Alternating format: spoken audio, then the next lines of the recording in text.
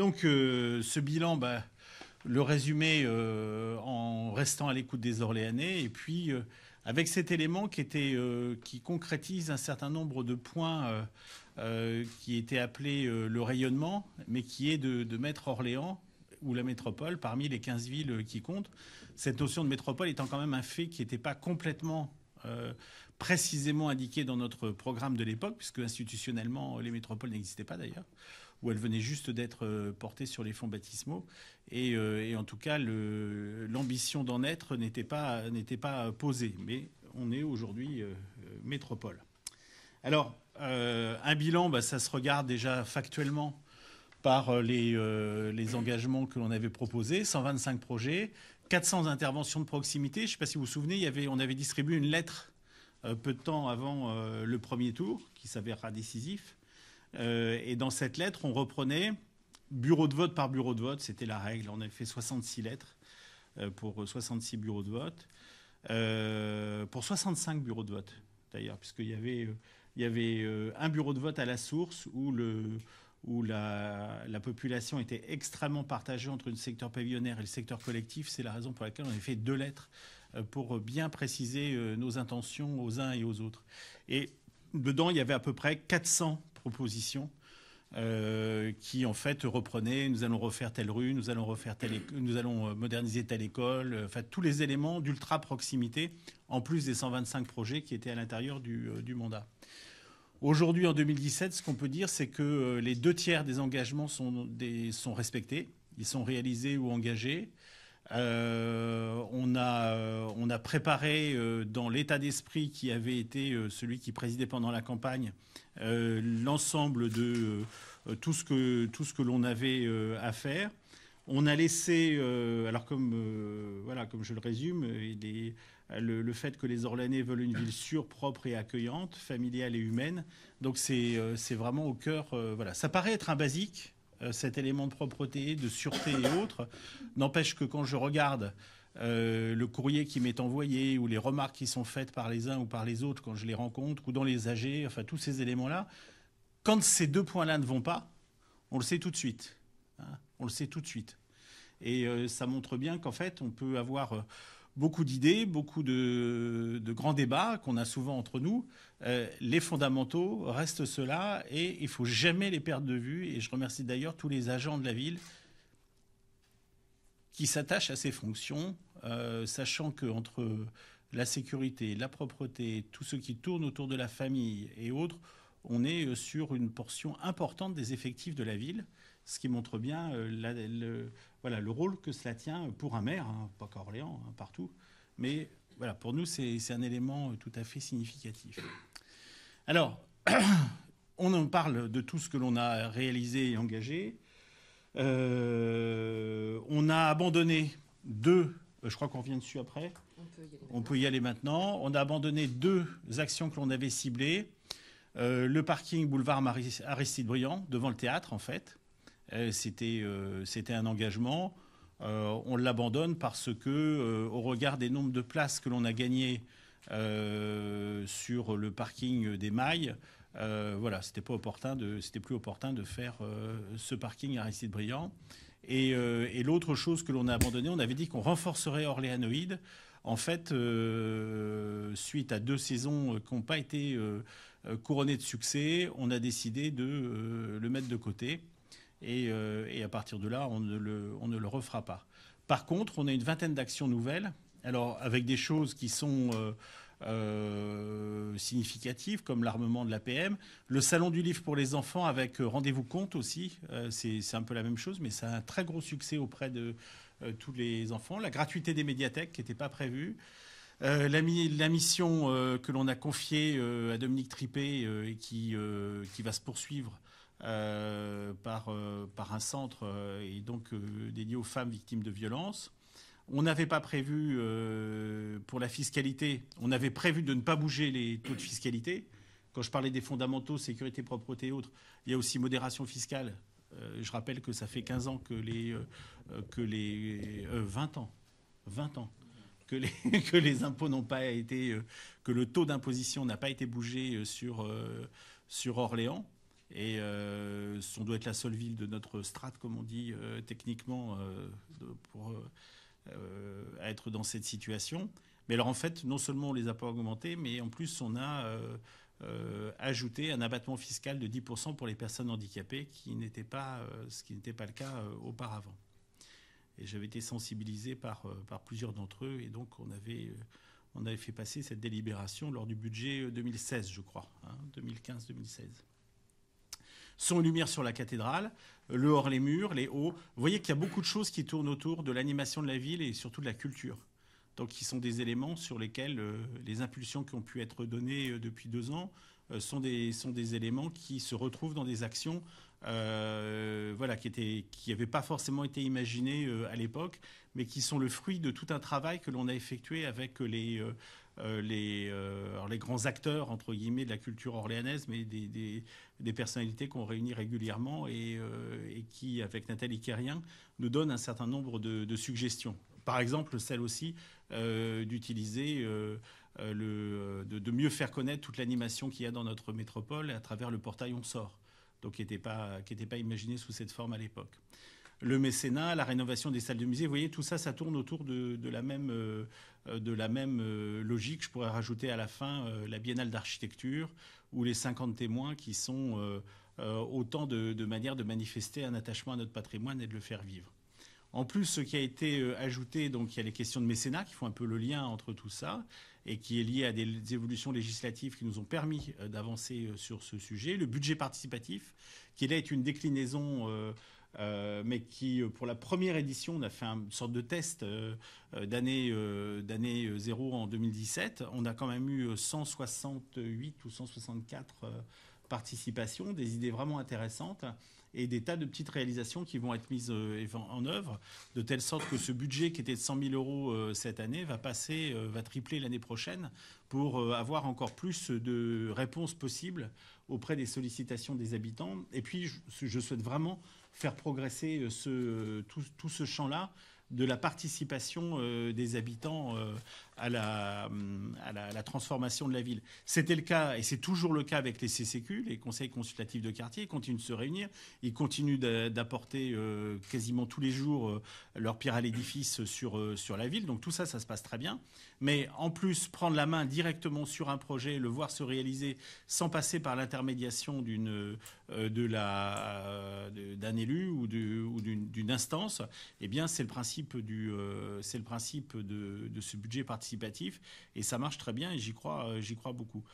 La ville doit être co-construite. C'est aussi un des éléments qui est assez important. C'est comme ça d'ailleurs qu'on a fait le labo, qu'on est en train de faire la vinaigrerie, qu'on fait quasiment tous les projets importants aujourd'hui qui sortent.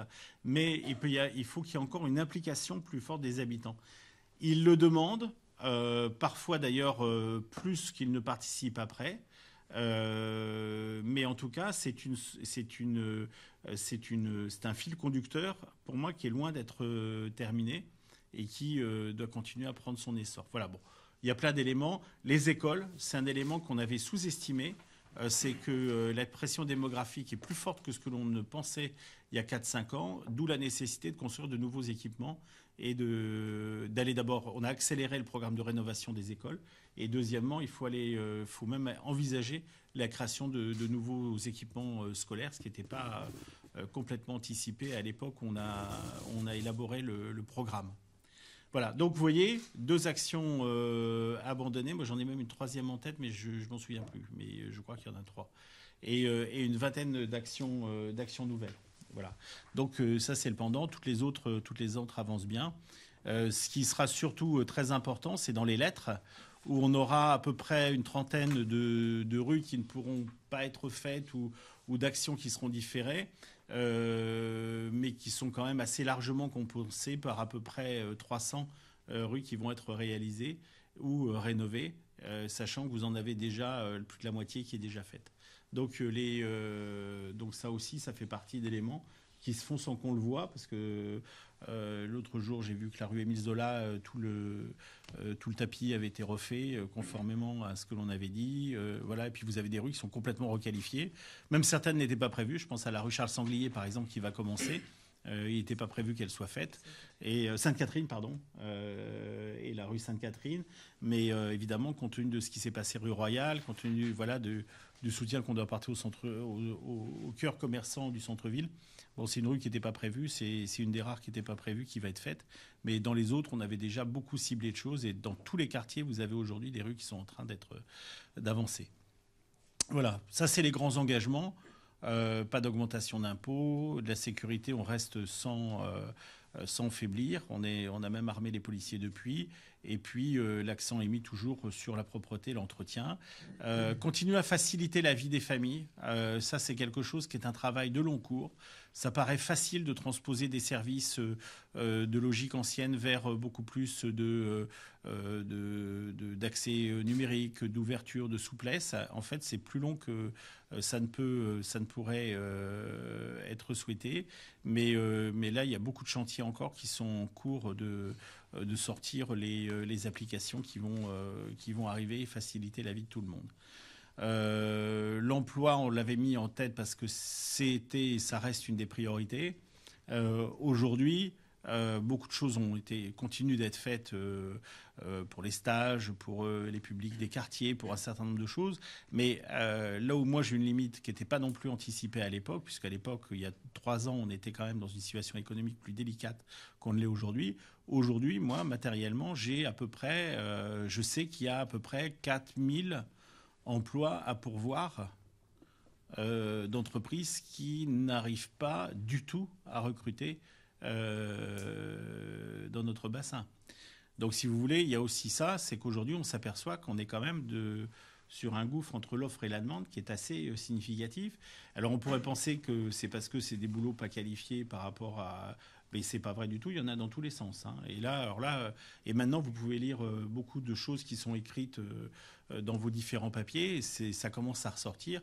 Interroger les chefs d'entreprise, que ce soit des entrepreneurs ou que ce soit des responsables plus administratifs, ils sont aujourd'hui devant un problème de capacité à pouvoir augmenter leur production du fait d'un manque de capital humain.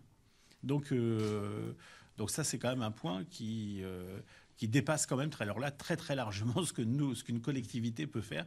Ça semble être un problème assez national, mais en tout cas qui est palpable et dans des proportions très significatives dans l'Orléanais. Hein. C'est pas Saint-Denis, hein, c'est ça, sur les 400. L'aire urbaine. L'aire urbaine. Ouais. Mais je sais que Carrefour, c'est pas Carrefour, mais sa filiale à Artenay a beaucoup de mal à obtenir les effectifs qu'elle aimerait avoir pour faire fonctionner son entrepôt géant. Amazon, ils s'étendent, mais ils ont du mal à recruter, et pas qu'en intérimaire, en CDI aussi. Des groupes comme De Ray aussi, c'est pareil, ils sont dans la même situation. Enfin bref, là je parle que de logistique, mais quand vous commencez à regarder les sites de production partout, ils pourraient aligner des lignes de production supplémentaires. Ils ne le font pas parce qu'ils ne trouvent pas les électromécaniciens, les ingénieurs de développement, enfin tout, et des boulots même très qualifiés. Donc, donc on a de ce point de vue-là un élément qui est quand même... alors on peut être optimiste parce qu'on se dit finalement l'économie, elle tourne. Donc, et elle pourrait même encore davantage tourner si jamais le capital humain était bien là. Et puis de l'autre côté, il y a le problème que ça ne se réalise pas, qu'on continue d'avoir quand même un taux de chômage important. Si je compare à d'autres pays, et même s'il est plus faible dans notre bassin. Et donc quelque part, on se dit, mais il y a un problème quand même sur le marché du travail, rencontre de l'offre et de la demande, qui est quand même une réalité et qui là est tangible. C'est-à-dire, c'est pas un artisan qui dit qu'il n'arrive pas à recruter un plombier pour développer son activité. C'est dans tous les métiers. Et c'est vraiment un sujet. Et qu'est-ce que le maire peut faire justement ? Et ben justement, il peut pas faire grand-chose là. Ouais. Là, il a fait. Ce qu'il fait, c'est qu'il met des. Alors, il aide certaines catégories. Je parlais des stages, je parlais de tout ça. Là, Philippe Leloup a mis en place avec les services de la Maison de l'Emploi un certain nombre d'éléments. On peut arriver aussi à essayer de mieux géolocaliser, par exemple, la demande et l'offre, comme le font certains départements et sur lesquels on va sans doute nous-mêmes aller, pour justement aider une meilleure rencontre entre l'offre et la demande de compétences sur le territoire. Mais au-delà de ça, il y a un problème de fond sur l'ensemble de ce marché. Alors on va pas traiter ça dans un bilan d'action municipale ou même de métropole, mais c'est un élément qui est quand même une des clés aujourd'hui du fonctionnement de l'économie française. Il est bien dans cette affectation du capital humain. Et voilà, donc c'est de ce point de vue-là, voilà, quand le gouvernement met l'accent dans ses premières lois, après, quel que soit l'avis qu'on peut avoir sur les ordonnances qui sont prises, en tout cas le fait de s'attaquer à ce sujet-là, c'est vraiment une des clés après de la croissance économique elle-même. Parce qu'on a toujours dit c'est la croissance qui crée l'emploi. Là, en l'occurrence, c'est bien l'emploi qui créera la croissance. Donc on continue d'être tous ces éléments-là sont des éléments qui montrent l'action que l'on mène un peu partout. Là, ça va un peu vite là pour moi. Là, mais c'est pas grave. Et donc et puis alors ce qui aujourd'hui est porté à l'échelle de la métropole, qui a vraiment été enclenché avec le projet métropolitain qu'on a construit avec mes collègues et les autres élus sur le projet métropolitain, et qui offre une perspective à Orléans Métropole, d'être dans les 15 aires urbaines qui comptent à un horizon de 10-20 ans, et en tout cas d'assumer complètement ce statut de capitale régionale, de tirer l'ensemble du bassin dans lequel on se trouve vers le haut, de construire les alliances qui font qu'on réussit à travers le Val-de-Loire à avoir un réseau de compétences qui est reconnu et qui est extrêmement, attractif au niveau national, voire européen. Et là-dedans, Orléans doit jouer toute sa part aux côtés de la région qui embraye très bien. Il y a de très bonnes relations avec François Bonneau. Et aujourd'hui, un plan, une feuille de route, une marche vers la métropolisation, dont je vous ai communiqué les éléments il y a quelque temps, et qui doit nous amener à réussir notre pari. Aujourd'hui, on était en train de voir à la métropole avec mes collègues le plan d'investissement que l'on allait afficher. On n'est pas très très loin de 300 millions d'euros, donc qui permettent de faire. C'est juste le coût d'une ligne de tramway, donc c'est pas si extravagant que cela. Mais à l'échelle d'une métropole comme Orléans, ça va compter parce que c'est à travers un certain nombre d'équipements clés ou de structurations clés et qui vont nous permettre de réellement décoller dans les années qui viennent. Voilà. Donc et toujours pareil, en étant attentif à la question de la fiscalité. Alors, et de la gestion en général d'ailleurs, parce que on est aussi aujourd'hui dans toutes les organisations à revoir les méthodes de gestion, à revoir aussi la demande qu'expriment nos concitoyens. Vous-même, dans les médias, vous avez évolué au cours... tous les secteurs économiques ont évolué en étant sollicités, challengés par le digital, par le consommateur qui voit plus la gestion de son temps de la même façon qu'avant, qui a une notion des prix, qui a une notion de comparaison, qui a une notion d'information qui est tout à fait différente. Et ça, dans tous les domaines, le vôtre, mais dans tous les domaines. Et dans l'action publique, c'est la même chose. Les gens veulent avoir d'autres types de services que ceux qu'ils pouvaient avoir auparavant. Ça nous oblige à devoir être innovants, mais être innovants en nous transformant aussi de l'interne. Ça, c'est un très gros challenge, parce que une ville, c'est quand même des milliers d'agents publics qui sont tournés tous les jours à leurs tâches, et qui doivent être concentrés sur ces tâches-là rendues au service public et au public, et les amener aussi dans une dynamique de changement. C'est souvent faire des sortes de petites révolutions internes. Alors, dans les modes d'organisation entrepreneuriaux, associatifs ou autres, ça se fait régulièrement. Dans le domaine de la fonction publique, ça se fait aussi, mais par plus petite dose. Là, c'est des grands caps qui sont à imaginer, et avec des modes de gestion qui sont là aussi pas à inventer, mais à redynamiser, c'est certain. Et donc ça fait partie aussi des challenges, de façon à ce que les économies qu'on puisse dégager, on les concentre sur l'investissement que l'on effectue en développant de nouveaux équipements pour les Orléanais. Et le tout avec une transformation et une mutation de ces agents sur le plan statutaire, entre la ville et la métropole. Donc vous voyez que ça prend des dimensions qui peuvent être assez perturbantes en termes d'organisation du travail et sachant que par contre on peut pas s'empêcher de faire en sorte que le service continue d'être rendu au quotidien, hein, puisque c'est la caractéristique d'une institution comme la nôtre, c'est qu'il ne peut pas y avoir de faille dans le traitement des affaires courantes. Voilà. Donc ça, la co-construction, je l'ai évoqué tout à l'heure, c'est la notion de projet collectif. On l'a fait avec le labo, vous l'avez vu. On le fait aussi avec d'autres outils, mais ça va au-delà, hein. C'est le budget participatif et c'est cette notion d'alliance avec les autres acteurs qui, pour moi, est très importante et qui se construit progressivement. Il y a une chose, par exemple, en 2 ans qui a pas mal changé, c'est le regard que porte l'extérieur sur la métropole. La métropole faisait peur à tout le monde. Aujourd'hui, elle continue d'avoir un discours négatif contre elle quand on est à l'extérieur et que, voilà, on imagine quelque chose qui, une institution publique qui avale beaucoup d'énergie, qui vampirise exactement. Là, maintenant, il y a un certain nombre de collectivités autour d'Orléans qui considèrent que ça peut être aussi un appui et ça peut être une aide sur un certain nombre de sujets où ils ont eux-mêmes des difficultés à, tout seuls, s'emparer de tel ou tel problème. Les inondations d'il y a 1 an ont montré que finalement on était tous collectivement concernés par la même dynamique. Si les villes autour d'Orléans ne fonctionnent plus, Orléans est asphyxié. Donc nous, on a intérêt à ce que ça fonctionne bien. Elles ont intérêt à bien fonctionner évidemment pour elles-mêmes, même si jamais elles n'ont pas les moyens de régler un certain nombre de problèmes de par elles-mêmes. Donc nous, on a tout intérêt à venir les aider.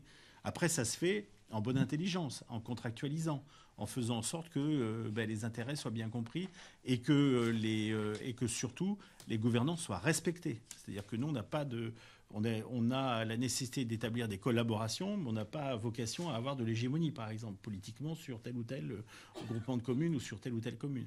Donc c'est tous ces éléments-là qu'on est en train de bâtir, avec des éléments différents. Par exemple la communauté de communes de Donnery, c'est la communauté des Loges, je crois, qui a un gros problème d'analyse de son droit du sol et qui, du coup, demande l'appui technique. Auparavant, c'est fait par l'État. Ils ont pris la compétence eux-mêmes, évidemment, de façon obligatoire. Et en fait, ils ont du mal administrativement à y arriver. Donc, ils nous demandent si on ne peut pas effectuer un certain nombre de traitements de dossiers à leur place. Donc, on sait le faire. Et donc, par conséquent, on leur met ce service à disposition avec une convention que l'on établit, où ils payent à l'acte d'ailleurs, mais sur la base de nos prix de revient qui sont établis de longue date. Et à partir de là, ils s'appuieront sur les compétences de nos services. Donc, et eux, ça aide à leur développement. Donc, c'est positif pour eux. Donc, voilà, il y a plein de situations qui sont en train d'évoluer assez récemment et qui montrent que progressivement, on est en train d'avoir une vision plutôt bienveillante à l'égard de l'ensemble qui commence à avoir des preuves. On amène des preuves de cette bienveillance, ce qui est quand même important. Voilà, donc d'autres choses, non, je pense que j'ai été assez long, hein, comme ça. Ce serait mieux de répondre à vos questions. Après, il y a la culture, les axes forts sur la culture et sur le sport. Enfin, tous ces éléments-là, vous les retrouverez aussi dans le mandat, parce que ce sont des choses qui sont très complètes là, dans ce qu'a préparé, dans ce qui vous a été présenté dans votre dossier de presse. Et c'est aussi une ville qui continue à se développer, hein, sur le plan urbain. Donc on continue d'avoir 500 à 600 logements par an. Donc ça continue d'être un élément aussi de base avec tous les services associés. Et on l'espère, une croissance démographique qui est à la fois maîtrisée, mais quand même soutenue pour une ville de notre importance. Voilà. Bon, je pense qu'on peut passer à des questions plutôt. Ouais. Hein, il y a peut-être les projets pour 2017. Alors, de 17 à 10... Oui, la feuille de route qui continue de 17 à 20. Donc bon, là, on termine le labo, les arcades. Et en 2018, donc, on démarrera Comet, qui est porté par l'agglomération, par la métropole, ainsi qu'Interrive. La MSP va commencer à Saint-Marceau. On aura aussi terminé le cahier des charges de l'MSP de centre-ville. Donc la question médicale est un des sujets aussi. J'ai parlé tout à l'heure du rythme de démographie scolaire, mais la question médicale aussi est devenue vraiment prégnante. Là encore, c'est un peu comme sur l'emploi, c'est pas du tout du ressort du maire, mais n'empêche que quand les gens ont un problème de médecin, souvent ils écrivent au maire pour dire débrouillez-vous pour me donner une adresse. Alors nous, on a beaucoup de mal évidemment à pouvoir répondre positivement et concrètement, mais bon déjà il y a une meilleure sensibilisation des autres autorités, notamment en premier lieu de l'ARS, mais aussi de l'environnement hospitalo-universitaire qui considère, qui maintenant a vraiment conscience que sur l'Orléanais, il y a un problème.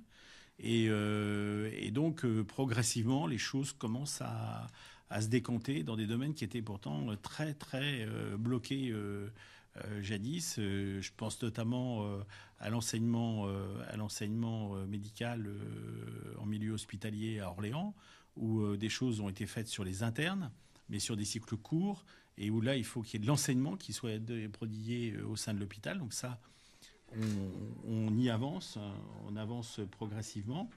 Il y a la question du paramédical qui est confirmée sur Orléans. Ça n'a été pas évident. Voilà. Alors, là, il faut savoir appuyer sur le bon bouton. Alors, ouais. Et puis avec l'ARS et la région, définir les bons outils en fait qui environnent l'installation de maisons de santé.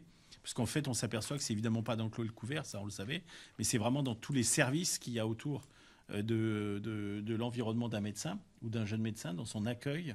C'est là qu'est la clé du système. Moi, je suis fermé à rien du moment que ça marche, y compris le salariat. Ah oui. Ah oui, ça marche quand même. Alors après, il y a toujours un médecin qui s'en va, il y a un temps de latence. Mais là, par exemple, sur la source, il y a eu un moment donné où il y a eu du creux, c'est revenu. Enfin bon, là-dessus, ça fonctionne. Il y a des maisons de santé qui sont vides en milieu rural ou semi-rural. Donc tout ça, il n'y a pas de solution encore qui est stabilisée.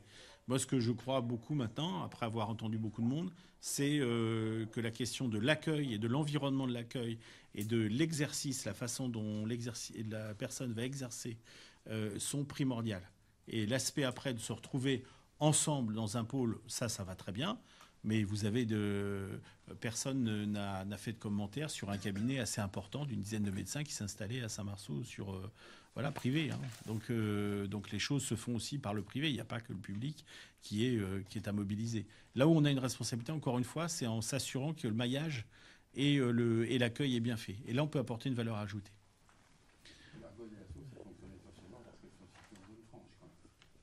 Non, pas celle de la source. Celle de l'Argonne, oui, pas celle de la source. Voilà, rue des Carmes, on n'en parle plus, mais c'est un sujet maintenant qui avance.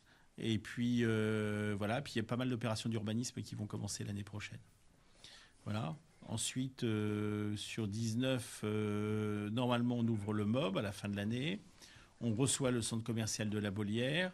La source est refaite fin 2019. À Green Tech Valley aussi ouvre. Vinaigrerie des Sceaux. L'auberge de jeunesse aussi sur le site de l'hôpital Porte-Madeleine, on l'espère. Parce que c'était compliqué. Voilà, on n'a jamais trouvé le lieu. Une fois qu'on l'a trouvé, ça coûtait une fortune. Et puis en fait, on va sans doute avoir un montage qui va permettre de faire les choses dans de bonnes conditions. Donc, toujours au même endroit. L'auberge de jeunesse, a priori, dans la pension du Breuil, à l'hôpital Madeleine. Voilà. Et puis en 2020, leur première réception de comète, ça c'est pas sûr, parce que moi je vous l'ai déjà dit, j'ai fait passer le message récemment. Je suis pas forcément fan de recevoir le bâtiment bout par bout. Je pense qu'il vaut mieux avoir que l'entreprise fasse ses travaux comme elle l'entend, comme elle le gère, et qu'elle nous livre l'ensemble de façon cohérente. Autant je suis sensible à la date de livraison de l'ensemble. Donc, entre guillemets, plus tôt ce sera fait, mieux ce sera, parce qu'après, derrière, on a l'exploitation. Et donc, on sait, là, on a déjà des sollicitations pour la salle. Donc, moi, plus tôt elle ouvre, mieux je sais comment est-ce qu'elle va se faire, mais l'ensemble du complexe. Pas que de la salle de sport. Et donc, donc ça, là-dessus, c'est pas encore stabilisé. Mais enfin, ce sera dans ces eaux-là. 20, 21, ça sera dans ces eaux-là. Pareil pour le centre aqualudique sur le site de l'ancienne prison. A priori, ça reste aujourd'hui dans les tuyaux pour être ouvert là, même fin 2019, dans le courant 2020 Vous avez aussi. un engagement ferme de... Non, j'ai pas d'engagement. Non, non. Ça Non, a non. avancé par rapport au ministère? Vous avez On avance avec eux pour un autre site, ouais, et ça avance bien. pour leur, Toujours pour leur QPS, mais qui en fait elle ressemble de plus en plus à une vraie prison. Donc au début, il fallait que ce soit en centre-ville pour que les gens puissent aller et venir, parce qu'ils étaient bientôt... en tout cas, les détenus qui étaient là étaient en fin de peine et puis ne posaient pas de problème de dangerosité, etc. etc. Donc là, en fait, il faut que ce soit fermé. Et puis, j'ai compris qu'il n'était plus question qu'ils sortent. Enfin bon, je ne sais pas trop quelle est la... Voilà. Ce que je sais simplement, c'est qu'ils veulent un bâtiment clos. Du coup, c'est un site qui est identifié pour vous, enfin, vous Un avez terrain, identifié ouais. pour eux, Ouais. Voilà. Et Donc gros. la ministre annoncera dès lors que... Oui, ben, j'ai déjà dit, oui, ça pourrait être dans ce coin-là. Ouais. Oui, parce qu'il est proche de la cité administrative et il correspond au cahier des charges. Et quand on voit la lenteur de la réponse du ministère ces dernières années, Bah, vous pensez que demain, c'est un objectif réalisable? Oui, bon, on verra. Hein. De toute façon, moi, aujourd'hui, je me mets dans ces opinions-là. J'ai... Un concours avait été lancé, notamment, ou- Un concours est lancé. Oui, c'est vrai. Il est lancé. Voilà. sur la vinaigrerie, vous avez retenu des architectes ou pas encore? Pas encore, à ma connaissance. C'est ça. Et sur un sujet sur lequel On passe aux questions, là. Voilà, puisqu'on y est. Hein, voilà. C'est fait, je crois, là. C'est bon. Merci. Merci, Richard. sur lequel la municipalité va compétente, qui concerne quand même la métropole, c'est l'histoire du nouveau lycée. Vous avez été consulté? Ah, Vous avez le nouveau lycée. euh, Non, vous nous... avez, Non. émis un avis, Non, non, non. Non, là, c'est vraiment... D'abord, ça correspond pas, à ma connaissance, l'avis l'avis de l'éducation nationale ne correspondait pas complètement au souhait du conseil régional. Hein. Donc, le conseil régional avait fait ce choix. Je sais qu'il y avait eu un débat entre plus près de Châteauneuf ou plus près de Sully. Donc, il y avait eu ce débat-là, je crois. Bon, donc ils ont fait ce choix. Et puis après, l'avis de l'éducation nationale tombe en disant non, niette, sur une zone qui serait trop éloignée de l'aire urbaine. Moi, j'ai un peu de mal en termes d'organisation du territoire de suivre l'État là-dessus. Même s'il est vrai qu'on a une dynamique démographique, je vous ai parlé des écoles tout à l'heure. Bon, donc ça, je la vis. Hein. Donc c'est pas un fantasme. On a de réels besoins à venir. Parce que quand vous en êtes à dire j'ai un problème sur les maternelles dans 2-3 ans, c'est que derrière, en termes de lycéens, il y a un souci dans 15 ans plus tard. Hein. Donc, bon, ça, on le voit bien. Maintenant, organiser, mailler le territoire, c'est pas forcément tout concentré sur l'aire urbaine. Donc après, il y a des jeux de taquin entre guillemets qui se font avec des nouvelles répartitions de cartes géographiques qui font que les choses peuvent se répartir autrement. Donc là-dessus, moi j'ai pas de velléité particulière. Simplement, François Bonneau m'a expliqué la façon dont ça s'était passé. Et aujourd'hui, je crois même que c'est pas encore stabilisé, hein, définitivement stabilisé, tout ça. Donc voilà. Bon, après, c'est sûr que sur l'Est de l'Orléanais, j'ai compris en écoutant David Tiberge que c'est vrai que c'est juste. Donc lui aussi ne verrait pas d'un mauvais œil une extension même de son lycée. Donc, Il y a voilà. deux études qui donnaient des résultats contradictoires. Ah ouais, bon, ça, moi, après, j'en sais rien. Non, c'est que la région Ça peut arriver. démographique, en fait. Oui, Ça peut arriver. qui peut-être a fait des études aussi de l'EPFL. Bon. Donc, moi, j'en sais rien. Là-dedans, vraiment, croyez-moi, on n'y est pour rien. et ce que je vous dis là est sincère. Je suis pas sûr que ce soit une super idée de toujours tout concentrer. Voilà, il faut qu'on arrive déjà dans les flux à décoincer un peu les choses. Voilà, donc c'est pas. Après ces éléments-là, eux m'échappent totalement. Hein. Nous, on est mis un peu devant le fait accompli, c'est-à-dire qu'après, il faut trouver des terrains, il faut trouver des choses comme ça. Mais c'est à ce moment-là que nous, on intervient en général. On n'intervient pas avant. Et le conseil départemental, j'en profite, dans la foulée, aura posé sa première pierre, je crois, du collège Nord-Est dans la foulée. Hein. C'est l'année prochaine. Hein. Voilà. Donc il y a des choses qui vont se passer, qui vont continuer à se passer. Il demeure en ce moment une inconnue sur la taxe d'habitation, dont certains Oui. ménages vont être exonérés. Oui. Vous en êtes où? Qu'est-ce que vous savez actuellement? Parce que la deuxième partie de votre mandat va certainement aussi être marquée par cette épée de Damoclès. Qui, combien, quand, quelle compensation? Alors aujourd'hui, moi j'en suis aux engagements de l'État. L'État s'est engagé à ce que ce soit un dégrèvement. Et là, juridiquement, ça a des conséquences. C'est-à-dire que l'État peut ou compenser ou dégréver. Quand il compense, ça veut dire qu'il dédommage celui qui devait recevoir. Et là, l'expérience nous montre que progressivement, ça a été le cas par exemple sur la taxe professionnelle, là où l'État a dit aux communes, vous recevrez 100 de moins, et moi je vous rembourserai 100, aujourd'hui on est plutôt à 80. Et c'est une habitude qu'il a de rogner là-dessus, sur cette compensation. Donc il compense un manque à gagner. Lors d'un dégrèvement, il se substitue au contribuable, ce qui n'est pas la même chose. Donc ça veut dire qu'il paye, alors il ne paye pas le contribuable en direct, ça c'est pas encore vu, mais il paye le bénéficiaire à la place du contribuable. Et là, à ce moment-là, il est redevable à l'égard du contribuable et pas à l'égard du récipiendaire. Et dans ce cadre-là, constitutionnellement, il ne peut pas faire autre chose que de verser l'exact montant que l'autre aurait versé. Donc, on a eu une petite bataille. Alors là, quand j'y on, c'est parce que je me suis lié et j'ai agi un petit peu personnellement, mais avec mes collègues de France Urbaine, enfin des associations d'élus, pour que juridiquement, ce soit bien non pas une compensation, mais un dégrèvement. Et la taxe d'habitation, le Premier ministre l'a dit, le Président de la République l'a dit, ce sera bien un dégrèvement. Donc de ce côté-là, nous n'avons pas d'inquiétude sur la substitution entre ce que les contribuables auraient dû payer et ce que l'on recevra comme recette. Oui. Là-dessus, oui. Ça, je suis bien d'accord. Mais là, normalement, c'est bon. Ça, c'est bon. C'est-à-dire que si la ville gagne des habitants... Normalement, il se substituera. Ah oui, il se substituera. L'autre chose, par contre, ce que j'ai pas le droit, c'est de, par exemple, si j'augmente les impôts, l'écart d'impôts supplémentaires serait payé par le contribuable. Il ne serait pas payé par l'État. L'État est quand même pas fou au point de se dire je vais laisser les communes bouger leur taux comme ils veulent. Et voilà. Donc il faut qu'il y ait quand même le retour du. Voilà.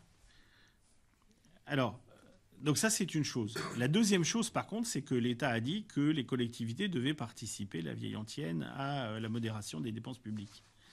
Donc, pour ça, il va établir un contrat avec 369 collectivités, je crois, dont Orléans et dont la métropole, et puisque c'est les communes de plus de 50 000 et les EPCI de plus de 100, je crois, c'est un truc comme ça. Et donc, c'est ça. Et donc, et là, il va établir un contrat sur une modération de la dépense, de telle sorte que la dépense de fonctionnement ne progresse pas plus que 1,2% par an. Et que par ailleurs, le rapport qui existe entre la capacité de rembourser la dette et le niveau de cette dette ne soit pas supérieur à un chiffre, alors qui n'est pas encore fixé, si j'ai bien compris, mais qui va être compris entre 10 et 12 ans. Nous, on n'est pas du tout dans ces normes-là. On est nettement meilleur que tout ça. Et donc, aujourd'hui, on rentrerait dans les clous du conventionnement de modération de la dépense publique par l'État. Alors, je vous dis ça. Maintenant, il y a des modalités techniques que je ne connais pas, qui seront, dont j'aurai connaissance d'ailleurs, parce que je suis membre du comité des finances locales. Donc, c'est des discussions auxquelles je vais participer, et qui vont être très techniques. Est-ce que, par exemple, je vous ai dit la dépense de fonctionnement. Moi, la dépense de fonctionnement, aujourd'hui, elle diminue même. Elle va diminuer même de façon drastique, à la ville parce que je transfère des compétences à la métropole. Comment est-ce que je reconsolide tout ça ? Parce que ce ne serait pas logique comptablement qu'on observe les choses simplement arithmétiquement. Parce que ce que je gagnerais à la ville, je le perdrais à la métropole. Ce qui est intéressant, c'est de savoir si les deux sommes cumulées progressent plus ou moins vite que 1,2%. Vous voyez ? Donc, c'est des tas de modalités techniques. Je vous cite celle-là qui est la plus simple, mais il y en a d'autres qui sont encore plus compliquées que ça. Et donc, toutes ces modalités techniques font que, a priori, je pense que nous serons dans les bons par rapport à ce contrat qui va intervenir et sur lequel les dotations seront assujetties au respect des engagements qui seront tenus dans ces conventions. Et donc, c'est là que je ne sais pas si l'État ne va pas chercher à se rattraper sur tel ou tel paramètre. Donc, je ne peux pas dire aujourd'hui, comme par contre, pour reprendre ce que vous disiez tout à l'heure, aujourd'hui, le gouvernement affirme que pour les communes, voilà, tout va bien se passer, etc., etc. Aujourd'hui, je ne peux pas vous l'affirmer à 100%. Sur la TH, a priori, oui. Sur le reste, j'en sais encore rien. Mais a priori, au regard de ce que nous, on a l'habitude de faire dans l'Orléanais, au sens large, et c'est vrai d'ailleurs sur l'ensemble des communes qui sont plutôt bien gérées dans l'Orléanais en général, on devrait ne pas avoir trop de difficultés. On comprend que les budgets, vous venez de leur dire, n'impactent pas gravement les finances de la municipalité. Oui, c'est une des clés, les questions financières et budgétaires. Or, on voit quand même qu'il y a le labo, la clinique, le MOB, oui. la piscine, etc. Ça fait quand même d'énormes dépenses que les gens voient arriver. On se demande Bien de sûr. quelle façon vous les financez. Michel Martin nous dit chaque année qu'on serre un peu les boulons, on fait attention à ci, à ça. Quel est l'état d'esprit au sein des services municipaux ? C'est le même. C'est-à-dire que si, par exemple, on envisage de faire le centre aqualudique à la prison. Le centre aqualudique à la prison, c'est amener plusieurs bassins, dont des bassins plus famille, d'autres plus pratico-sportives et athlétiques, etc., etc. Bon. On va avoir un complexe qui, par rapport à ce qui est aujourd'hui la piscine du Palais des Sports, va être 2 à 3 fois plus attractif que ce qu'il y a aujourd'hui au Palais des Sports. Sauf que le coût global de fonctionnement va être le même. Parce que avec un équipement neuf, avec des modalités de gestion beaucoup plus modernes que celles qui existent aujourd'hui, j'ai besoin, toutes choses égales par ailleurs, de la même quantité, de moins de personnel, si je prends toutes choses égales par ailleurs, ou par rapport à un équipement qui va être bien supérieur, de la même quantité de moyens. En termes de dépenses thermiques, tous ces éléments-là, aujourd'hui, le Palais des Sports, même s'il a été progressivement rénové, n'est pas du tout aux normes thermiques. Je peux vous passer tous les détails. Mais tout ça fait qu'on va fermer la piscine du Palais des Sports. Ça fera d'ailleurs très probablement, avant une dizaine d'années, l'objet d'une restructuration lourde, parce que c'est un équipement majeur, mais qui a vieilli. Sauf qu'on ne peut pas complètement le rénover avec le bassin. Parce que le bassin, gérer un bâtiment avec la quantité d'eau qu'il y a, impose un nombre de contraintes techniques qui sont majeures. Et donc quand il n'y aura plus l'eau, je peux presque faire ce qu'on veut dans l'ensemble du bâtiment. Donc c'est là qu'on le rénovera. Mais entre-temps, j'aurai maintenu à peu près la même dépense de fonctionnement pour un équipement qui va apporter beaucoup plus d'utilité à la population. Et on fait beaucoup de choses comme ça. Alors l'investissement que l'on a, on le fait parce qu'on a une capacité d'investissement qui reste extrêmement bien maîtrisée, notamment liée à ce qu'on disait tout à l'heure, c'est la maîtrise des charges de fonctionnement global. Et aujourd'hui, si vous regardez, les charges de fonctionnement, progressivement, elles ont plutôt tendance à diminuer que le contraire. Cette année, on se fait un peu avoir par le fait que au dernier moment, le gouvernement précédent a pris beaucoup de décisions sur les masses salariales des fonctionnaires qui ont impacté les fonctionnaires territoriaux. Et donc, on se retrouve tous, d'ailleurs, on en parlait à midi avec mes collègues maires, on se retrouve tous à avoir des dépassements par rapport à ce qu'on avait prévu, parce qu'il y a des tas de variations indiciaires qui ont été balancées au printemps dernier. Donc, on suit, on est obligé. Mais s'il n'y avait pas eu cet élément-là, on aurait eu une bonne maîtrise de nos effectifs à peu près partout dans les communes. Donc voilà. La seule chose le seul budget qu'on a vraiment augmenté de façon significative en pourcentage, ça a été le budget de la culture. Parce qu'il y avait la volonté de faire en sorte que voilà, ce soit un des éléments sur lesquels on en remette, comme on dit. Voilà. De quel âge? Je ne sais plus. Enfin, en tout, au bout du bout, en 3 ans, on arrivera à plus d'1 million d'euros. Donc ça fait 15% à peu près d'augmentation. Sur la philosophie Hein, générale, comment Éducation aussi. Oui, l'éducation un peu, mais ça c'est parce que là c'est nominal avec le. Mais là il y a des remboursements dans l'éducation parce qu'on a aussi des éléments que l'État nous rembourse. Enfin bon, là c'est un peu compliqué. C'est pas une volonté pure de la. sur le bilan en 2014, une des promesses, en tout cas des engagements, c'était de faciliter la vie des Orléanais. Ouais. Vous avez le sentiment aujourd'hui, en novembre 2017, que la vie des Orléanais a été facilitée par rapport à 2014? Jamais assez à mon goût, mais on progresse. Vous voyez, je veux même vous dire, un des éléments négatifs de ce qui s'est passé dans les 3 ans qui viennent de s'écouler, c'est l'augmentation des tarifs du stationnement et la mise en place du stationnement payant sur une grande partie de l'intramail. Eh bien, paradoxalement, même si jamais ça peut paraître, les 40 centimes de l'heure peuvent avoir paru embêter un certain nombre de nos concitoyens, pour beaucoup, et ils me l'ont écrit, ça a permis qu'ils puissent se garer devant chez eux, dans des conditions qui étaient tout à fait financièrement acceptables pour ceux qui restaient toute la journée, et pour les autres, de ne plus avoir de voiture ventouse devant chez eux, et donc de trouver de la place beaucoup plus facilement. C'est aussi une des raisons pour lesquelles, aujourd'hui, on a estimé qu'on n'avait plus complètement besoin de ça. Alors je le prends volontairement, c'est pas pour faire de la provocation, hein, mais c'est tout simplement parce que c'est un exemple où, en appliquant, en changeant un peu le modèle, eh bien, on a effectivement un résultat qui est globalement, du point de vue de l'utilité publique, positif. À quel tarif passons notamment? Comment? À quel tarif Alors, dans la loi des amendes, j'ose pas dire faciliter la vie, mais disons que dans l'état d'esprit qui préside, les règles qui s'appliquent aujourd'hui pour nous tous resteront les mêmes. C'est-à-dire que c'est 17 €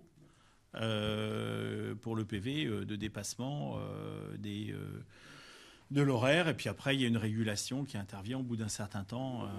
Non, il n'y aura pas d'augmentation. On sera une des rares villes à considérer que l'automobiliste ne doit pas être complètement une vache à lait dans tous les domaines. Voilà. Comment? Complètement. Non, parce que je trouve qu'on paye déjà en tant qu'automobiliste. Je suis automobiliste aussi, hein. Donc je trouve qu'on paye un certain nombre de choses. Voilà. Bon. Ah ben il y en a beaucoup qui considèrent. Oui, mais vous savez, moi là en tant que maire, c'est une chose que je sais depuis longtemps, mais je le vis en tant que maire, en tant que président de l'agglo maintenant aussi de ma métropole. Ça arrive souvent. Vous avez en gros aujourd'hui des gens qui pensent la mobilité de façon comment j'essaye d'aller de la façon optimale d'un point à l'autre, voilà, ce qui nous paraîtra tous le bon sens ici, avec le maximum de moyens possibles, vélo, à pied, bus, tram, voiture, vélo, tout ce que vous voulez. Et puis vous en avez une autre logique qui est de dire, de toute façon, tout est bien sauf l'automobile. Et donc il faut tout faire pour casser la voiture en ville par tous les moyens. Et donc, voilà, bon, moi je ne fais pas partie de cette deuxième catégorie. Et je pense que justement, la difficulté, c'est d'arriver à une gestion équilibrée, sachant que l'espace public, lui, de toute façon, est une donnée qui est contrainte. Donc le partage de l'espace public n'est pas toujours simple à organiser. Ça, je comprends très bien. Après, la question, c'est d'arriver à ce que le tout puisse se faire, gestion de l'espace public, gestion aussi tarifaire. Tout ça a un coût. Même sa voiture, elle a un coût. Donc le prendre d'un point de vue global. Voilà. Donc c'est ça qu'on gère tous les jours. Alors, c'est très banal, hein, mais je peux vous assurer que ça prend du temps. Voilà. Oui, mais j'ai pas envie d'en gagner de cette façon-là. Donc voilà. De la mobilité, le TER Orléans-Châteauneuf, puisqu'il y a des réunions qui commencent ce soir. Oui. La métropole observation, puisqu'on parle de réserve. Est-ce que vous avez bon espoir de leur répondre à la SNCF? Et puis est-ce qu'il y a aussi des négociations avec la région pour reconstituer le parking master? Alors, sur la question de Châteauneuf, la position de la ville, j'insiste là-dessus, elle va être négative. Parce qu'aujourd'hui, on s'aperçoit que le fonctionnement de la gare d'Orléans n'est pas du tout optimal, que si jamais la SNCF investissait plus sur la gare, alors je ne parle pas de la gare, faut dissocier, hein. Il y a gare, ça a été fait, et c'est bon. Après, il y a encore le problème là du parvis là qui est mal géré là sur la dépose, mais sinon la gare ça va. Ce qui va pas, c'est les quais. C'est tout ce que justement n'a pas été refait. Et là, les quais sont très très mal fichus. Vous avez des quais aujourd'hui qui accueillent tous les trains qui vont vers l'est. Ces quais-là sont à l'ouest, et tous les trains qui vont vers l'ouest doivent arriver à l'est de la gare. Parce qu'en fait, la gare n'a pas été rénovée sur le plan ferroviaire depuis très longtemps. Et donc, aujourd'hui, il y a beaucoup de croisements de trains, de cisaillements, ce qui fait qu'un flux supplémentaire de trains les oblige à ne pas rentrer dans ce cisaillement et donc à ne pas à ne pas pouvoir optimiser le fonctionnement de la gare et faire en sorte que les trains arrivent uniquement à un seul endroit, qui est le plus à l'est de la gare, puisque les trains viennent de l'est. Et c'est là qu'ils sont obligés d'empiéter sur tous les parkings et sur voilà. Et donc, ce que je me dis, c'est qu'au lieu d'augmenter la taille de la gare, il ferait mieux de commencer à la gérer. C'est une des gares qui a le moins de trains de capitale régionale. C'est une des gares qui a le plus faible trafic dans les capitales régionales. C'est dû au fait qu'on n'est pas TGV, c'est dû à la position des Aubrais, etc. etc. Mais donc, c'est une chance. Et donc, à partir de là, qu'ils l'optimisent. Or, eux, ils estiment qu'à partir du moment où c'est pas une gare justement importante, il n'y a pas à investir dedans et qu'il vaut mieux faire ces voies supplémentaires. Donc, c'est pas logique. Ça va beaucoup détériorer le fonctionnement des pendulaires, qui, eux, amènent leur voiture le matin pour aller à Paris au parking Münster et qui prennent le train directement. Donc là, il est prévu une forte réduction de la capacité de stationnement. Et par ailleurs, on n'a pas confirmation aujourd'hui très claire que si jamais il y a reconstitution, ce sera effectivement à la charge du maître d'ouvrage, ou de la SNCF, ou de la région. Et donc là-dessus, on a interpellé plusieurs fois le président de la région. Je vous parlais des très bonnes relations que l'on a. Ça nous a permis d'échanger oralement de façon... je lui ai expliqué notre position, il la comprend. Et donc, et derrière, on n'en est qu'à une enquête publique. Donc le commissaire enquêteur va apprécier l'ensemble des réponses ou des contre-réponses qui vont être faites à notre position. Donc c'est ça qui me paraît aujourd'hui important à mettre, à vérifier. Voilà. Sur les éléments du bilan, il y a beaucoup de mesures, bien entendu, dans un bilan, hein, choses à regarder. Les gens retiennent aussi ce qu'ils ont envie de retenir, oui. Mesures, oui, ce qu'ils ont envie de retenir déjà. Et déjà. Des mesures plus symboliques. Ça rend notre travail à tous modeste. Oui, exactement. Et encore vous plus, qui le relatez et moi. Ce que je veux dire, il y a des mesures encore plus symboliques. L'une de celles-ci, c'est que vous avez prise concernant votre rémunération. Est-ce que vous avez le sentiment ce sera perçu comme un des éléments négatifs de votre bilan? Comment vous Peut-être. Il y a eu les deux réactions. Il y a eu des gens qui ont dit 900 € pour gérer une ville, c'est pas logique, et on comprend que la rémunération devienne normale entre guillemets à 4000, c'est-à-dire que c'est celle qui est conforme au rang de la ville. D'autres ont dit c'est un scandale que les élus s'auto-augmentent ou se rémunèrent. Enfin bon, voilà, vous avez de tout. Moi, j'assume. Maintenant, chacun a sa conscience pour penser ce qu'il a envie de penser sur ce sujet. Voilà. Dans le bilan aussi, on voit qu'il y a peut-être la difficulté aussi d'expliquer aux gens ce qui est du ressort de la métropole aujourd'hui, ce qui est du ressort de la ville. Oui. Tout ça est aujourd'hui mêlé. Ça commence à se mêler, oui. Ça commence à se mêler. Est-ce que c'est pas compliqué d'expliquer clairement aux gens, voilà le bilan de la ville d'Orléans, voilà le bilan de la métropole, enfin, comment vous voyez les choses? Je vois les choses par la façon dont on les présente, c'est-à-dire que ce qui intéresse les uns et les autres, ça va être ici les questions médicales que j'évoquais tout à l'heure, ça va être les questions de rénovation dans les écoles, ça va être les questions de sécurité, ça va être les questions est-ce qu'ils restent attachés au développement économique ou pas, ça va être beaucoup de sujets extrêmement concrets. Et ces sujets très concrets, aujourd'hui, est-ce que ma rue va être refaite ou pas? Voilà. Ces sujets très concrets, c'est ceux sur lesquels on fait le bilan. Après, ce que je crois sincèrement, c'est que les gens, que l'action, elle a été menée par la métropole, par la ville, par le département, par la région, par l'État, ils s'en fichent un peu. Quand moi j'explique par courrier, dans les réponses que j'effectue quand je suis sollicité sur les médecins, que effectivement je comprends bien, mais c'est pas logiquement une fonction de la ville, c'est la sécurité sociale, c'est l'agence régionale de santé, c'est le corps médical lui-même, c'est l'ordre des médecins. Un ordre, c'est pas neutre, etc. La personne qui reçoit ça, d'ailleurs, je l'ai fait. J'ai rédigé beaucoup de réponses parce que ils se disent, oui, d'accord, il est gentil, mais moi, c'est le maire. Donc, pour moi, le maire, il doit répondre. Voilà. Et d'ailleurs, quand mes collègues élus à la métropole s'inquiètent de savoir comment vont être gérées les voiries, comment vont être gérées telle ou telle chose depuis que c'est transféré, c'est parce qu'ils savent très bien que de toute façon, c'est pas le président qui va se faire engueuler.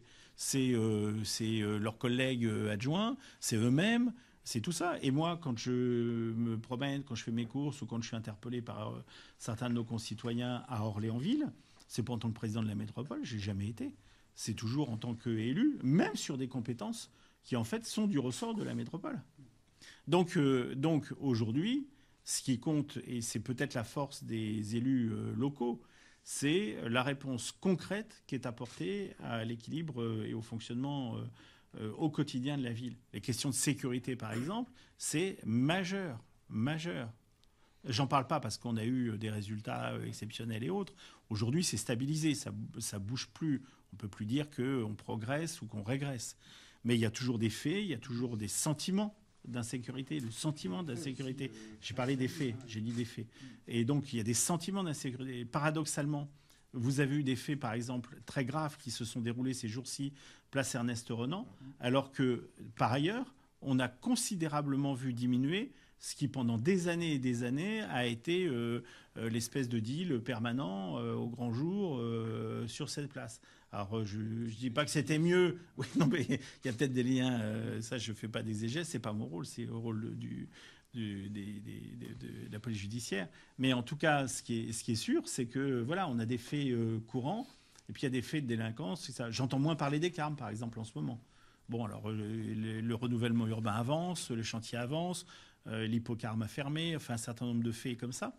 Mais voilà, donc moi, je suis très soucieux de ça. J'ai vu que, par ailleurs, là, je parle d'un truc qui va mieux. À Saint-Marceau, ça s'est un peu dégradé. Voilà, mais maintenant, il y a le poste de police qui est redevenu opérationnel là, depuis 6 mois. Donc, je pense que ça va s'arranger, etc. Donc, vous voyez, mais ce sujet-là, par exemple, sur la sécurité, c'est pour moi un sujet majeur. Majeur. Ah ben, c'est en cours. Hein. Oui, pour moi, c'est pas un sujet, ça. Oui. Ça, c'est en cours. Pour la démographie, juste un mot de la démographie. Vous avez dit tout à l'heure que la pression démographique augmentait, ce qui est plutôt bon signe finalement pour une métropole. Oui. Dans quelle proportion? Est-ce qu'on a des chiffres sur les 4 ans qui viennent de passer? Bon, on est toujours de l'ordre de 0,3 à peu près. 0,3 par an? 0,3 par an, ouais. En moyenne, c'est 0,25, 0,3. Ouais. Ce qui confirme, vous avez à peu près 1% de croissance du nombre de logements. Vous en avez plus de la moitié qui est prise pour ce qu'on appelle la décohabitation et un tiers qui est pris pour l'accroissement démographique. Juste pour revenir sur les quelques couacs du première moitié de mandat, le dernier en date, c'est le rachat de la Charpenterie. Il n'y a pas que des couacs. Hein. J'ai dit quelques couacs. Oui, merci.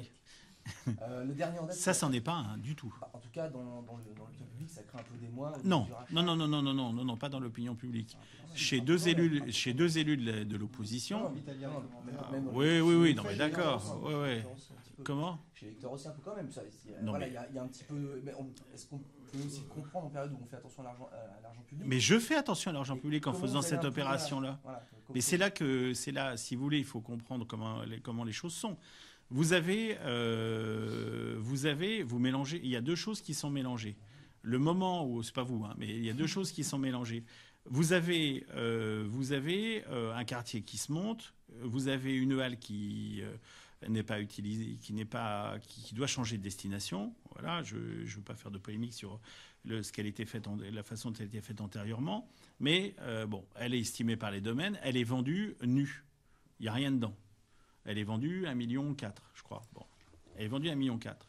Après, vous avez plusieurs millions d'euros de travaux qui sont faits à l'intérieur. Vous avez des locataires qui tout est fait par un privé. Il achète 1,4 million.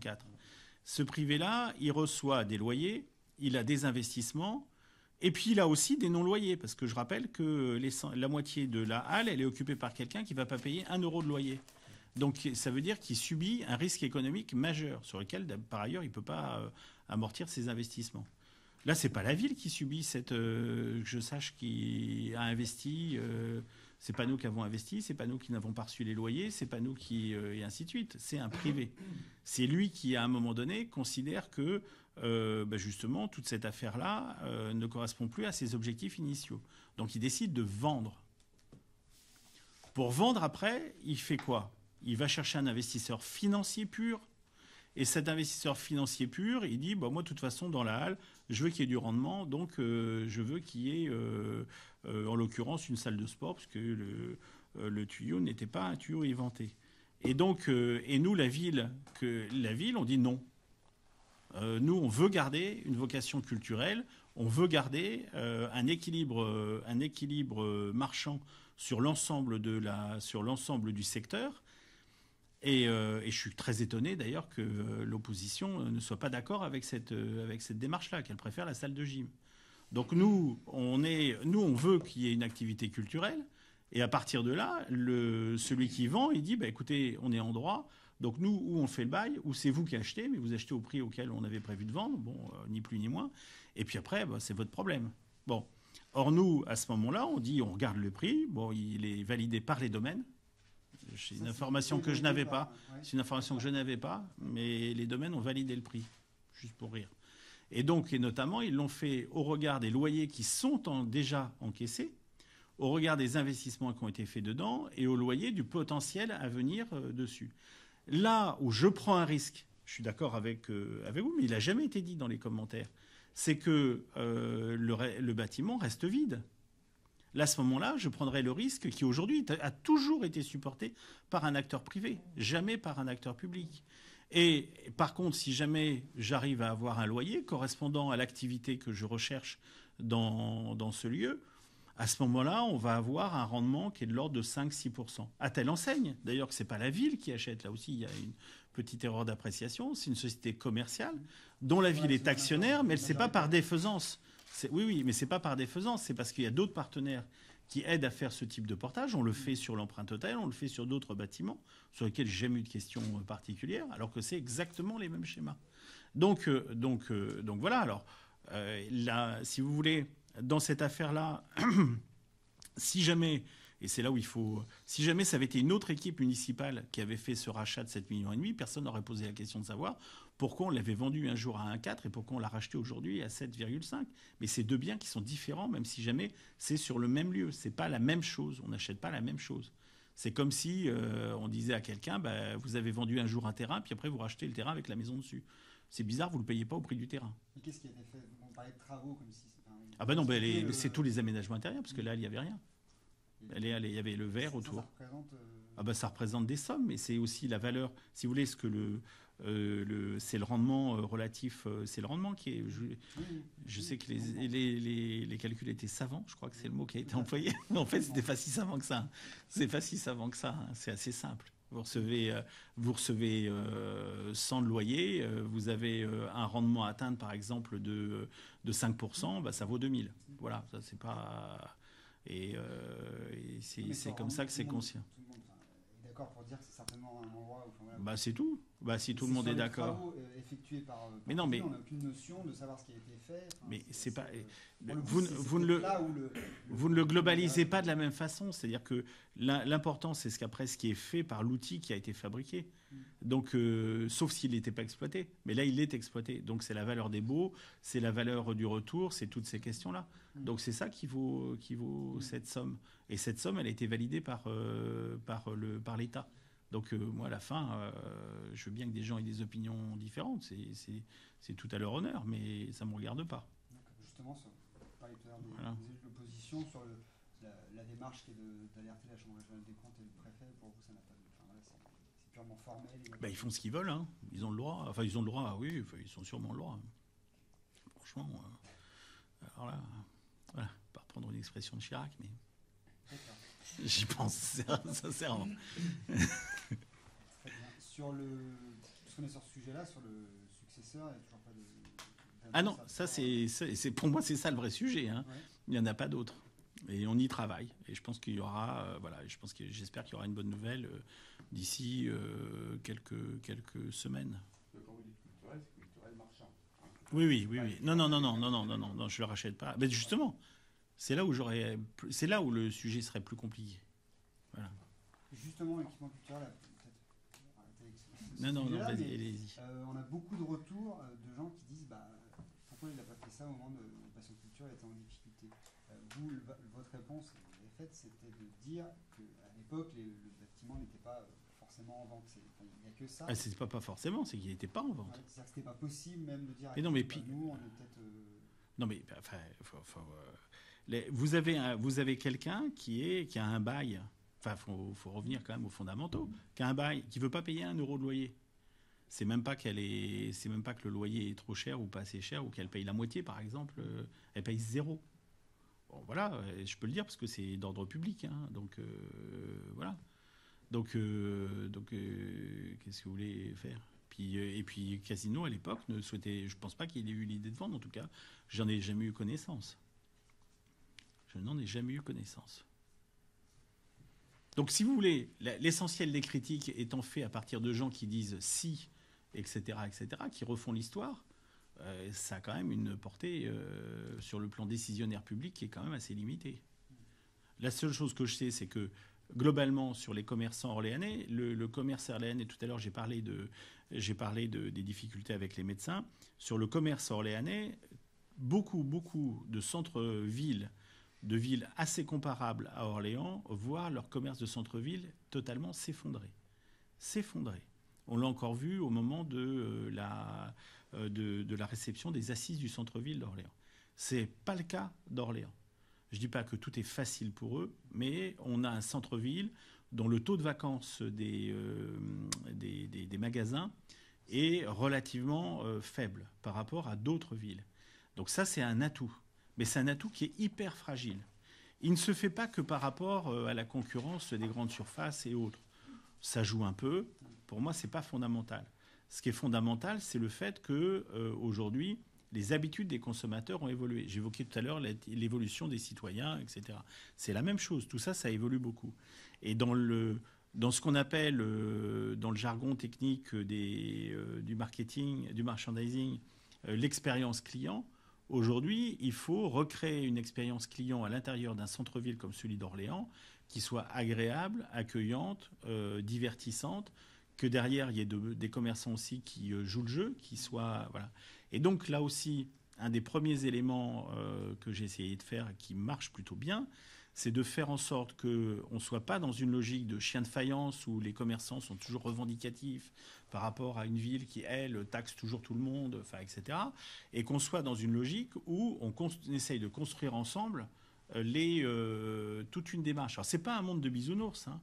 C'est tout simplement que dans la démarche, moi, je leur ai dit, écoutez, ce qu'on peut faire, c'est... moi, je m'étends sur la table en termes d'accompagnement d'un certain nombre d'actions, mais c'est vous qui allez piloter les actions. Après tout, la ville, c'est vous aussi. Ce n'est pas que les élus. Donc, on a fait... il y a eu des groupes qui se sont constitués, et ainsi de suite. Ça continue de se développer.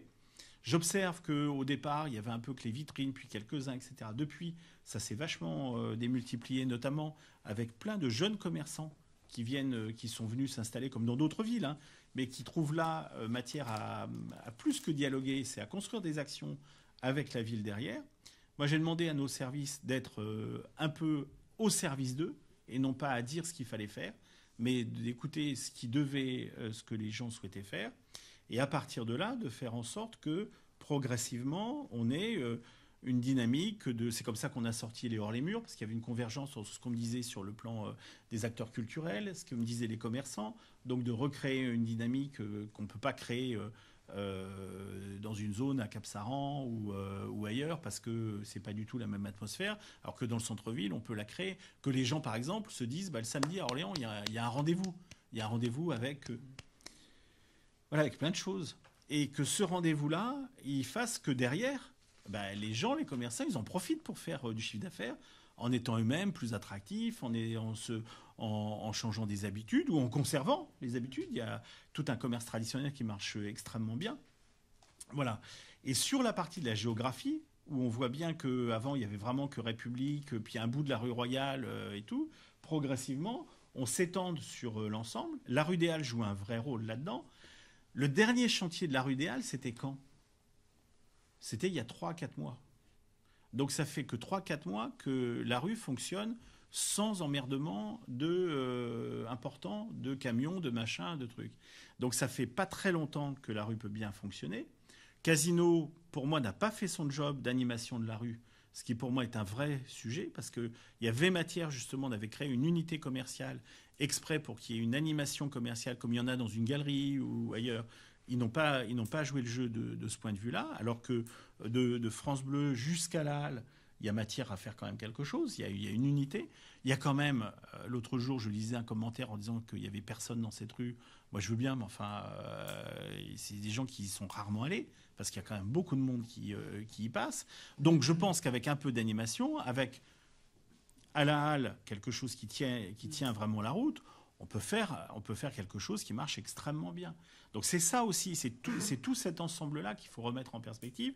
Et c'est la façon dont on peut combattre, entre guillemets, une forme de déshérence des centres-villes par le chaland, pour des tas de raisons qui sont toutes entendables, mais qui font que la bonne réponse au milieu, c'est de dire, on crée à l'intérieur de l'Intramail cette expérience client qui sera unique et qui fait qu'ils vont revenir.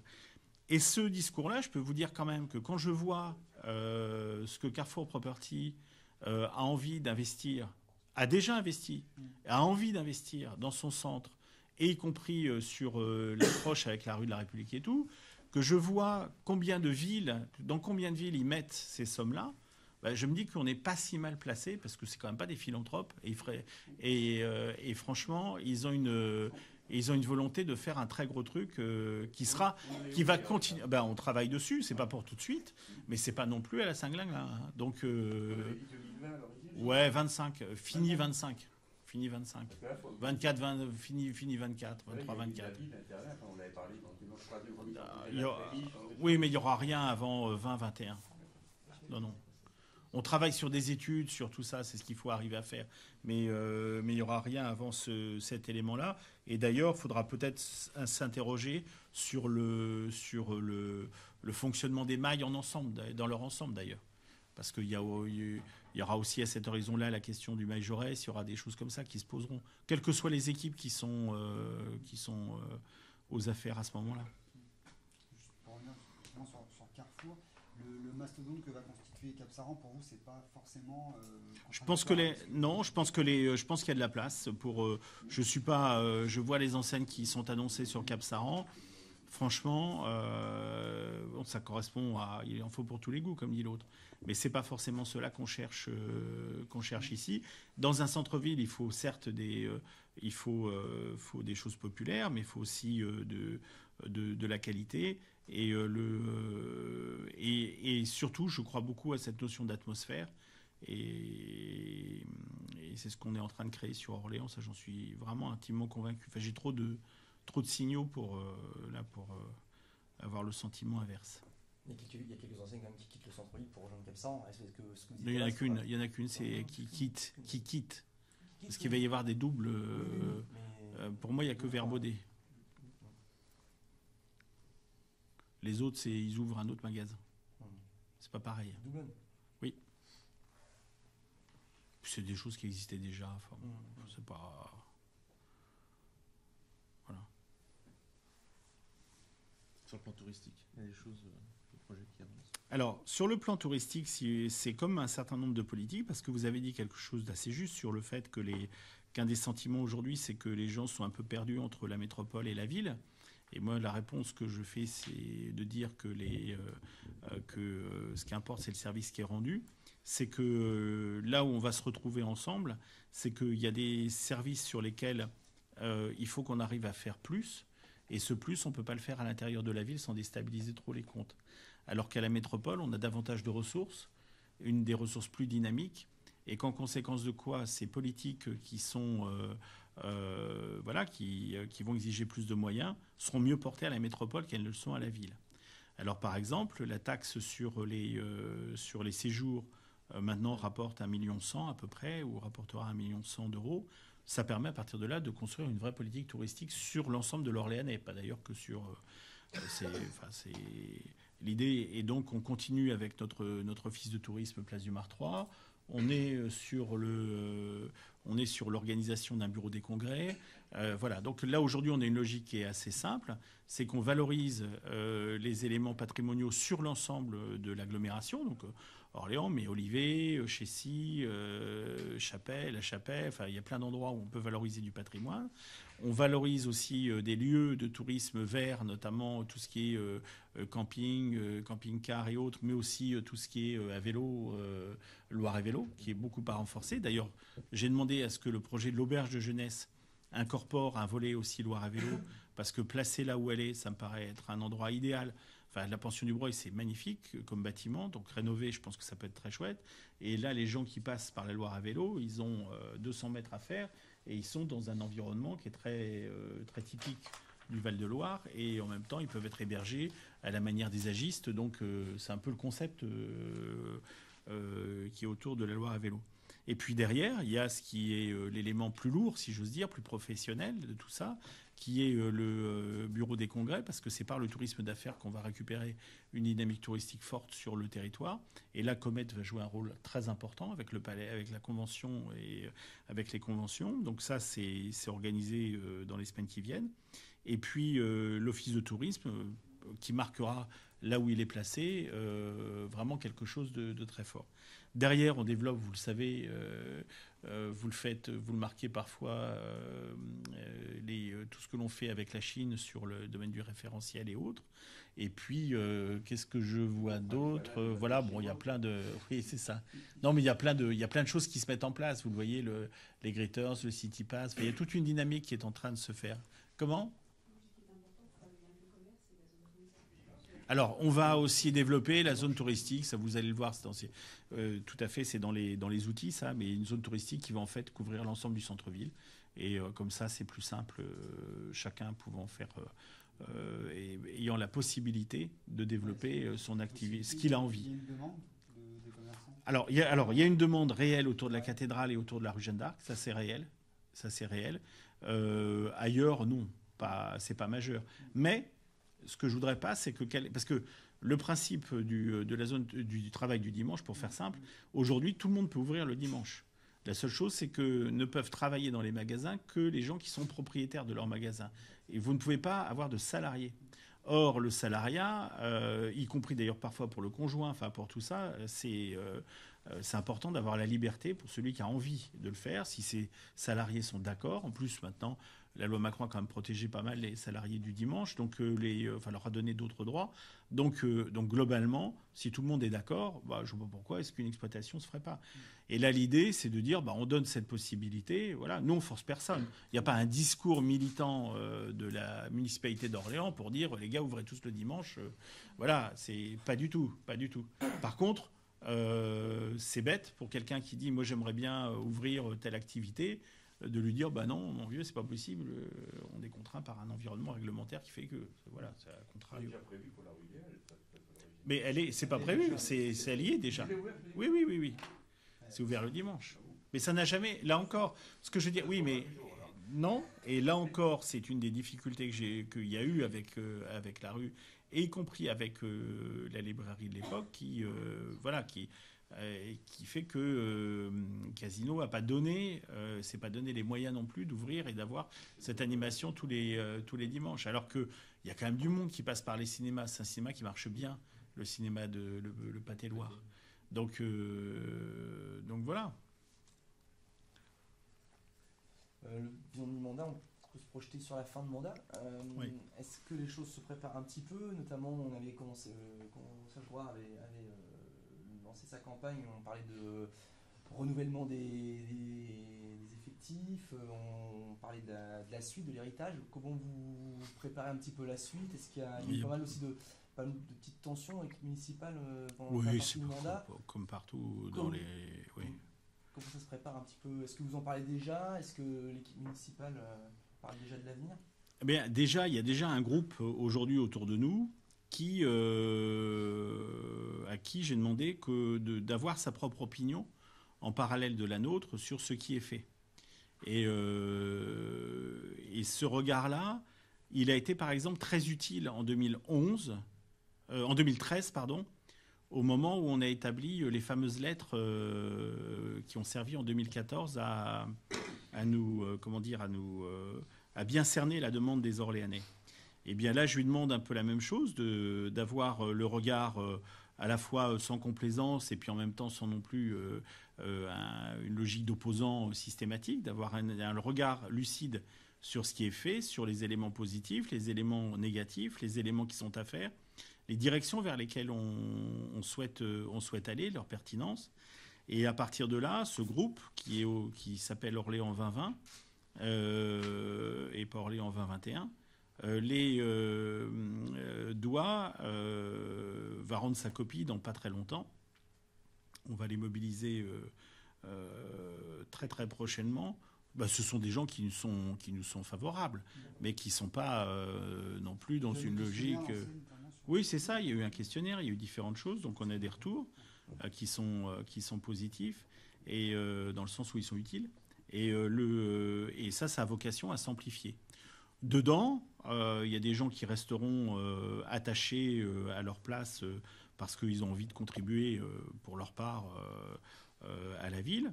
Et puis, il y en a d'autres qui souhaiteront s'engager dans l'action municipale qui est assez sacerdotale quand même, hein, je le rappelle. C'est quand même beaucoup de temps consacré. Il faut vraiment avoir la foi pour être élu. Donc voilà, donc c'est là-dessus qu'on bâtira très probablement la campagne de 2020 et puis surtout les projets pour les Orléanais, quoi. Parce qu'aujourd'hui, on est quand même très concentré sur ce que l'on fait. La deuxième partie de mandat, vous savez, c'est souvent une partie où on concrétise un certain nombre de points qui ont été préparés pendant la première partie du mandat. Donc nous, c'est un peu singulier parce qu'on se succède à nous-mêmes, mais ça revient quand même. On est sur ce cycle, voilà. Et on est sur ce cycle-là. Donc là, on va rentrer dans la phase de réalisation, qui ne sera d'ailleurs probablement pas achevée en 2020 même, mais qui aura bien avancé.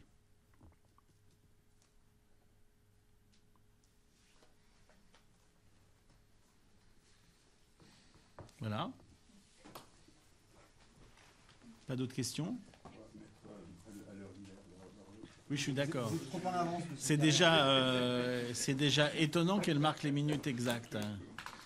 Donc, ça me change. D'habitude.